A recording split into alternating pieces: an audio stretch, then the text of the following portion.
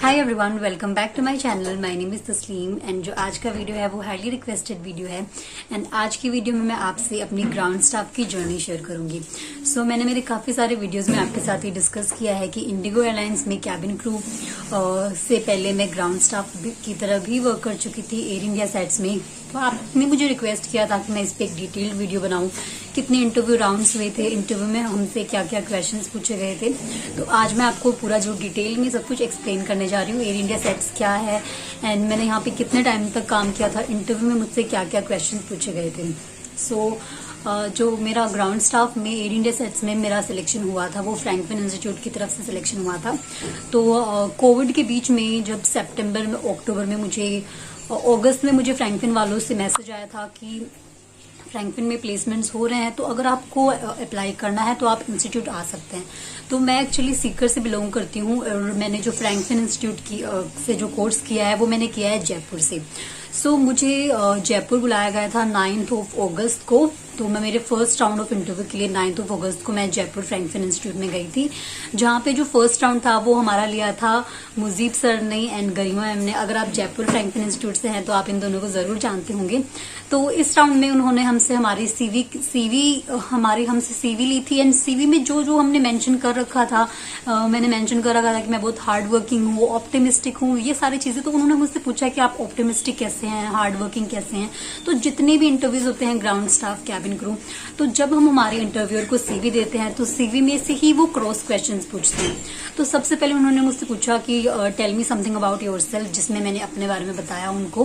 Then मेरा जो CV था उसमें से उन्होंने मुझसे बहुत सारे क्वेश्चंस पूछे कि आप क्रू क्यों नहीं बनना चाहते, आपने ग्राउंड स्टाफ ही क्यों चूज किया, आपकी हाइट भी अच्छी है, पर्सनैलिटी भी अच्छी है। तो ये क्वेश्चन भी काफी ज्यादा पूछा जाता है, why do you want to join as a ground staff only, why not cabin crew. इस क्वेश्चन का भी मैंने आंसर दिया। एंड काफी सारे क्वेश्चंस और पूछे गए थे कि ग्राउंड स्टाफ में कौन कौन से डिपार्टमेंट्स होते हैं। सबसे पहले आप कैबिन क्रू के लिए अप्लाई करो, ग्राउंड स्टाफ के लिए अप्लाई करो, आपको आपकी रिस्पॉन्सिबिलिटीज अच्छे से पता होनी चाहिए। तो जो फर्स्ट राउंड था वो काफी ज्यादा बड़ा राउंड था क्योंकि वो फ्रैंकलिन में ही हुआ था एंड हम लोग कुछ सिलेक्टेड कैंडिडेट्स थे। तो उन लोगों में से फर्स्ट राउंड में मुजीब सर ने एंड गरिमा मैम ने हम कुछ ही लोगों को सिलेक्ट किया था सेकंड राउंड के लिए। तो फर्स्ट राउंड में हम काफी सारे स्टूडेंट सिलेक्ट हुए थे एंड जो सेकंड राउंड था, फर्स्ट राउंड देने के बाद में मैं अपने घर चली गई थी सीकर वापस से। एंड फिर उन्होंने हमें बताया कि जो आपका सेकंड राउंड है वो आपका वर्चुअल इंटरव्यू राउंड है, जो हमारा एयर इंडिया सेल्स के एचआर ने लिया था अपने फोन पे ही। तो उन्होंने भी हमसे बेसिक क्वेश्चंस पूछे थे, तो थोड़े से कुछ टेक्निकल क्वेश्चंस कि एयर इंडिया सेट्स क्या है। मैं आपको बता दूं, एयर इंडिया सेट्स एक third ground staff handling company है। जैसे इंडिया में एमिरेट्स की ग्राउंड स्टाफ नहीं है, दिल्ली एयरपोर्ट पे ग्राउंड हैंडलिंग की कंपनी है। तो जैसे जितनी भी एयरलाइंस हैं जिनके डायरेक्ट ग्राउंड स्टाफ मेंबर्स नहीं होते, तो ये जो एयर इंडिया सेट्स, BWFS, जितनी भी ग्राउंड हैंडलिंग कंपनीज होती हैं, ये उनको अपनी ग्राउंड सर्विसेज प्रोवाइड करवाती हैं। जो एयर इंडिया सेट्स कंपनी है इसमें आपको विस्तारा पूल मिलेगा, Emirates, Malaysia airlines, Japanese airlines, जितनी भी बाहर वाली एयरलाइंस, इंटरनेशनल एयरलाइंस है ये भी, और कुछ डोमेस्टिक एयरलाइंस में भी आपको वर्क करने को मिल सकता है।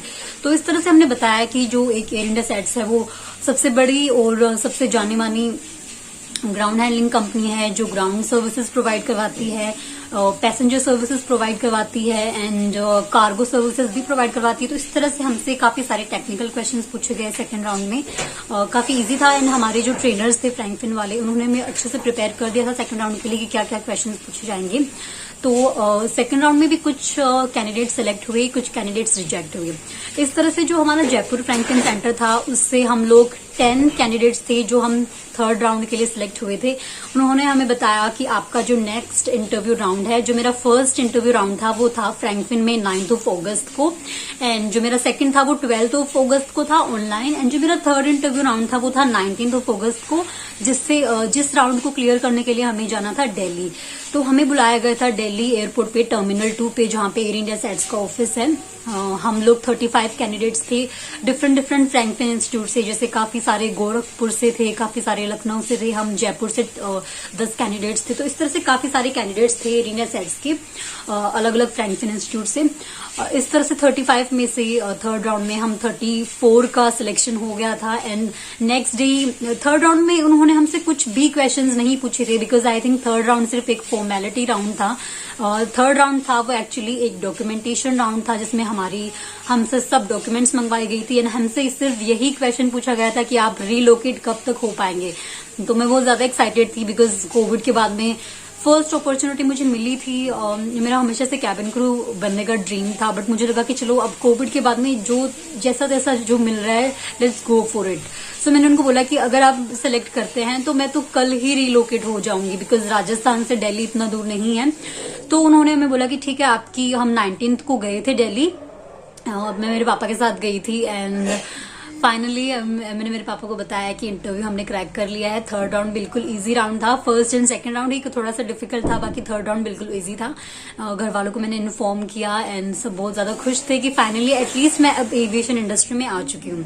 सो उन्होंने बताया कि आपकी जो ज्वाइनिंग डेट है वो 27 अगस्त से है। तो हम वापस घर पे गए एंड हमने तैयारियां वगैरह स्टार्ट कर दी। एंड फाइनली मैं फिर से दिल्ली आ गई मेरे पापा के साथ में 26 अगस्त को। तो इस तरह से 26 अगस्त को मैं आई थी। एंड मेरा जो फर्स्ट ज्वाइनिंग डेट थी वो 27 अगस्त को था। एंड 27 अगस्त को मैंने अपनी फर्स्ट एविएशन इंडस्ट्री के साथ अपना करियर स्टार्ट किया था एयर इंडिया सेट्स के साथ। मेरे लिए काफी मेमोरेबल डे था, काफी टायरिंग डे भी था, बिकॉज हम सुबह जल्दी आए थे एंड रात को हमें यूनिफॉर्म वगैरह सब लेने में इतना टाइम लग गया था कि हम रात को बहुत ज्यादा लेट घर पे पहुंचे थे। बट स्टिल इतने टाइम बाद में हम जिस चीज के सपने देखते हैं, अगर आप क्रू बनना चाहते हैं तो मैं आपको ये सजेस्ट करूंगी, अगर स्टार्टिंग में अगर आप ग्राउंड स्टाफ की तरह भी वर्क करते हैं तो ये भी काफी अच्छा है। बिकॉज कोविड में आप जानते हैं कि इतने सारे लोगों ने अपनी जॉब्स खो दी हैं एंड काफी अनश्योर थी, मैं भी अनसर्टेन थी अपने फ्यूचर के लिए। तो मुझे लगा कि चलो ग्राउंड स्टाफ में ही मिल रहा है तो let's go for it. Wait करने से अच्छा है कि हम कुछ ना कुछ करें। एंड फिर मैंने अपना करियर स्टार्ट किया एयर इंडिया सेट्स के साथ। मुझे काफी कुछ सीखने को मिला। एंड जब हम लोग रियल कस्टमर से इंटरेक्ट करते हैं, आई एम टेलिंग यू कि हमारा जो कॉन्फिडेंस है वो 2 गुना 3 गुना 4 गुना ज्यादा बढ़ जाता है। हम लोग बहुत ज्यादा कॉन्फिडेंट फील करते हैं।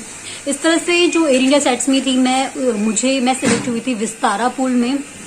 तो विस्तारा पूल में जितने भी यूनिफॉर्म हम सबकी सेम थी, ऑरेंज हमारा जैकेट था, बट जो हमारे लैनियार्ड्स हुआ करते थे वो एकदम डिफरेंट थे। एंड जब मैंने सिर्फ 1 मंथ वर्क किया था एयर इंडिया सेट्स के साथ, सो मैंने सिर्फ 1 मंथ ही एयर इंडिया सेट्स के साथ वर्क किया था, तो विस्तारा में पूल में थी। एंड जब मेरा इंटरव्यू था 5 अक्टूबर को इंडिगो एयरलाइंस के साथ, तो मुझे उससे 2 दिन पहले ही इन्फॉर्म किया गया कि आपका जो पूल है वो हम चेंज करने जा रहे हैं विस्तारा से एमिरेट्स एयरलाइन में। तब मैं बहुत ज्यादा खुश थी कि वाह, अब मैं एमिरेट्स एयरलाइन में एज अ ग्राउंड स्टाफ की तरह वर्क करूंगी। बिकॉज हम सबका ये था कि हम सबको जल्दी जल्दी इंटरनेशनल एयरलाइंस में as a ground staff work करने का चांस मिले। बट एमिरेट्स में वर्क करने का मीनिंग ये नहीं था कि हम एमिरेट्स की यूनिफॉर्म पहन के वर्क करेंगे। इसका मीनिंग ये था कि जो हमें जो लैनियार्ड मिलेगा वो सिर्फ एमिरेट्स का होगा।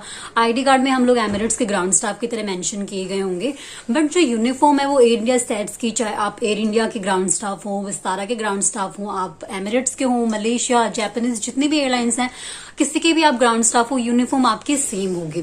सो अगर आप दिल्ली एयरपोर्ट पे गए होंगे, आपने बहुत सारे ग्राउंड स्टाफ को सिर्फ एक ही यूनिफॉर्म में देखा होगा, ग्रे स्कर्ट एंड ऑरेंज जो ब्लेजर है, जो मैंने आपके साथ काफी सारे वीडियोस भी शेयर किए हैं। सो इस तरह से मैंने एयर इंडिया सेट्स के साथ अपना करियर स्टार्ट किया था एंड मैं बहुत ज्यादा एक्साइटेड भी थी। मुझे बहुत ज्यादा सीखने को मिला। वहां पे ट्रेनर्स काफी सपोर्टिव थे। हमेशा पैसेंजर्स से मैं इंटरेक्ट किया करती थी ज्यादा से ज्यादा। क्रू मेरी काफी सारी फ्रेंड्स बनी, मैं क्रूज वगैरह से भी बहुत ज्यादा इंटरेक्ट किया करती थी एंड बहुत कुछ सीखने को मिला। और फाइनली मेरा 5 अक्टूबर को मैं इंटरव्यू देने गई थी एंड उस टाइम पे 4 अक्टूबर को मुझे बताया गया कि आप एमिरेट्स से हैं एंड 5 अक्टूबर से आपकी एमिरेट्स के साथ ट्रेनिंग स्टार्ट होने जा रही है। सो 5 अक्टूबर को जो मेरा रिपोर्टिंग टाइम था एयर इंडिया सेट्स के साथ दिल्ली एयरपोर्ट पे टर्मिनल 3 पे, वो था 2 PM से। सो मुझे लग रहा था कि नहीं, इंडिगो इंटरव्यू में मैं बस ट्राई करती हूँ, बिकॉज मेरा सिलेक्शन नहीं होगा। बिकॉज मैंने आपसे शेयर किया था कि मेरे काफी ज्यादा स्कार्स थे हैंड्स पे एंड लेग्स पे, बट स्टिल मैंने सोचा चलो इंटरव्यू देते हैं। सुबह मैं पहुंच गई थी वहां पे 11:30 पे, तो मुझे लगा चलो ट्राई करते हैं, बिकॉज सिलेक्शन तो मेरा होना नहीं है। जब भी मेडिकल राउंड आएगा तो मैं रिजेक्ट तो हो ही जाऊंगी। एंड मैं मेरे बैग में अपनी यूनिफॉर्म भी कैरी कर रही थी। मुझे पता था कि मैं रिजेक्ट होने वाली हूँ, तो यूनिफॉर्म लेकर ही चलते हैं। बट मेरा सबसे अच्छी बात ये थी कि मेरा सिलेक्शन हो गया था ग्रूमिंग फिल्मिंग राउंड में भी मेरा सिलेक्शन हो गया था। शायद उनको मेरे स्कार्स दिखे होंगे, मैंने थोड़ा सा हाइड करने का भी ट्राई किया था, बट स्टिल वो थोड़े बहुत दिख रहे थे। एंड मेरे कुछ लेग्स पे ज्यादा स्कार्स हैं, हैंड्स पे इतने ज्यादा नहीं है, तो वो कुछ उनको थोड़े बहुत दिखे होंगे, बट मैं इतनी ज्यादा कॉन्फिडेंट थी, स्माइल कर रही थी। उनको हमारा नेचर एकदम चार्मिंग होना चाहिए।